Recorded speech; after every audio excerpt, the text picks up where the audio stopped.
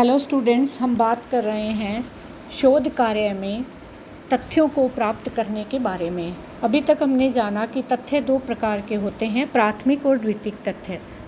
इसी प्रकार से इन तथ्यों या सामग्री या आंकड़ों को प्राप्त करने के स्रोत भी दो प्रकार के होते हैं। अगर हम इन स्रोतों की बात करें तो ये भी प्राथमिक और द्वितीयक दो प्रकार के स्रोतों में बांटे गए हैं। हम यह देखते हैं कि हम 3 तरीकों से जो है वो तथ्यों को एकत्रित कर सकते हैं। व्यक्ति से स्वयं बातचीत करके, वार्तालाप करके, सीधे प्रश्न करके या समस्या के संबंध में उसके विचार और प्रतिक्रियाओं को जानकर। दूसरी स्थिति में हम शोध या अपने अध्ययन से संबंधित व्यक्ति, समूह और संगठन के क्रियाकलापों, आचार व्यवहारों का प्रत्यक्ष रूप से अवलोकन करते हैं और उन अवलोकन के आधार पर प्राप्त तथ्यों को संकलित कर लेते हैं।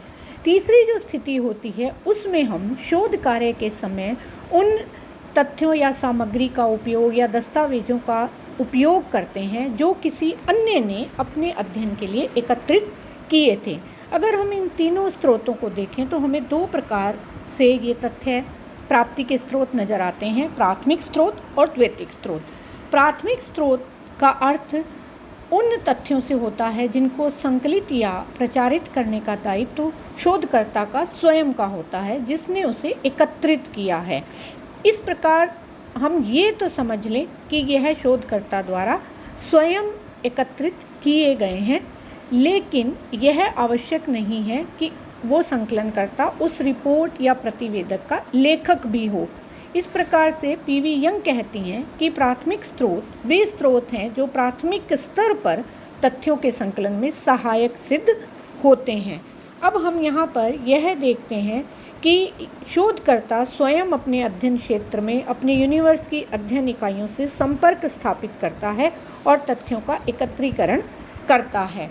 इनको हम फिर दो भागों में बांटते हैं, प्रत्यक्ष और अप्रत्यक्ष में। प्रत्यक्ष स्रोतों के अंतर्गत हम अवलोकन, अनुसूची और साक्षात्कार प्रविधि के द्वारा तथ्यों को एकत्रित करते हैं, उनकी प्राप्ति के स्रोतों की तरफ जाते हैं, जहां शोधकर्ता या अनुसंधानकर्ता का सीधा संपर्क जो है वो उत्तरदाताओं से होता है।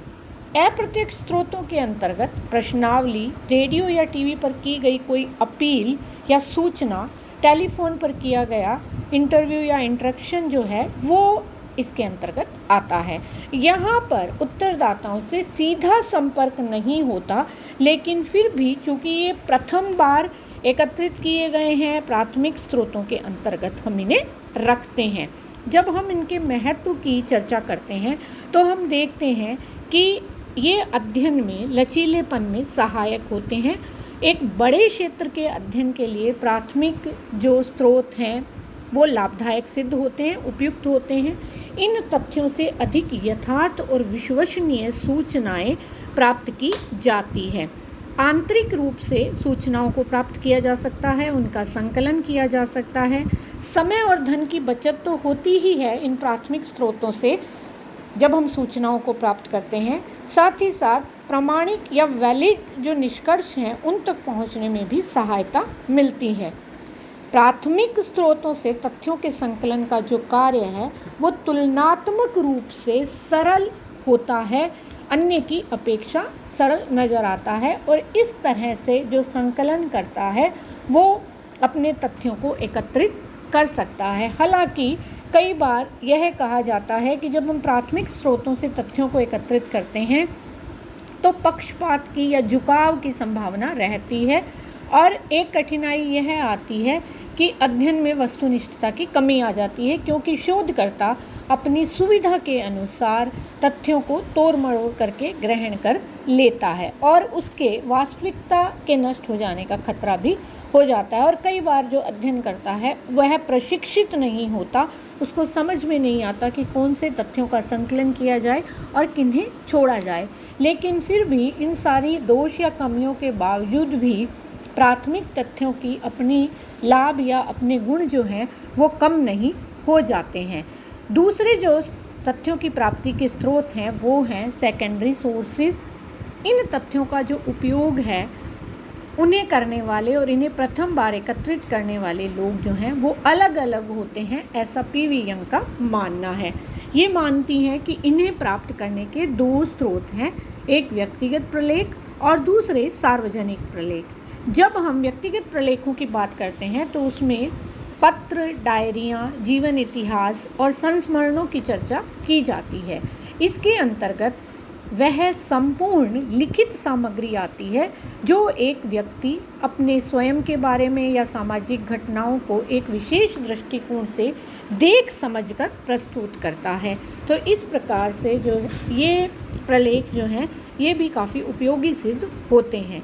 जब सार्वजनिक प्रलेखों की चर्चा की जाती है तो इसमें प्रकाशित और अप्रकाशित दो प्रकार के प्रलेखों की चर्चा की जाती है।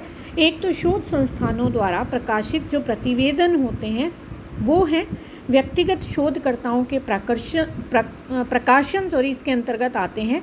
समितियों और आयोगों के जो प्रतिवेदन है वो भी इसके अंतर्गत आते हैं। साथ ही साथ अंतर्राष्ट्रीय संगठनों के प्रकाशन, पत्र पत्रिकाओं में छपे हुए जो लेख हैं संबंधित विषय से, वो सारे के सारे हम इसमें देख सकते हैं। अप्रकाशित के अंतर्गत डॉक्यूमेंट्स, अभिलेख आते हैं और पांडुलिपियाँ आती हैं। अप्रकाशित लोकगीत, लोक संस्कृति, शिलालेख, लोक गाथाएँ इत्यादि हम इसके अंतर्गत रखते हैं। इस प्रकार से सेकेंडरी सोर्सेज जो हैं उनका उपयोग काफ़ी सोच समझकर किया जाना चाहिए, क्योंकि ये इनकी विश्वसनीयता की जांच कर लेनी चाहिए ताकि ये अध्ययन में जो है वो सहायक सिद्ध हो सकें। इस प्रकार से हम देखते हैं कि तथ्य प्राप्ति के प्राथमिक और द्वितीयक स्रोत दोनों ही हमारे अध्ययन कार्य में उपयोगी सिद्ध होते हैं और कोई भी व्यक्ति इनके बिना सामग्री का संकलन नहीं कर सकता है। जैसा कि एडिसन ने कहा था कि जब भी मैं इन स्रोतों के बारे में सोचता हूँ, देखता हूँ, तो मुझे ऐसा लगता है कि इनके बिना कोई भी अध्ययन का कार्य करना संभव नहीं है, क्योंकि मैं भूतकाल में जो भी हो चुका है उसके संबंध में जानने के लिए द्वितीयक स्रोतों का सहारा लेता हूँ। इसलिए हमें इन्हें आधार सामग्री के रूप में नहीं बल्कि पूरक सामग्री के रूप में मानना चाहिए और फिर इन्हें उपयोगी तथ्यों के रूप में काम में लेना चाहिए। धन्यवाद।